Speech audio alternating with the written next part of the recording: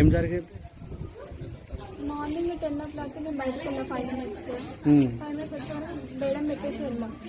వచ్చేసరికి door open చేసి అల్మారీ open చేసి బట్టలన్నీ ఫిల్ చేసి మనీ తీసుకెళ్ళారు.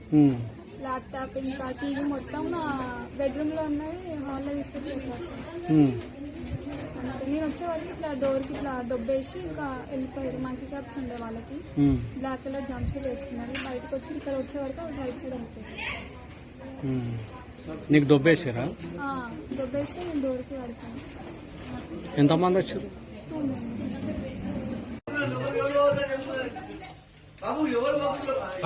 పోట్లే